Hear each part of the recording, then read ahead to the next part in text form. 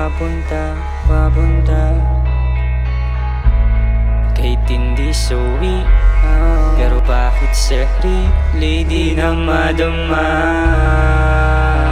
Kasi di ko rin alam anong kasalanan, ba't hindi maintindihan, ba't nararanasan na sarili talagang gusto kalayan? Bakit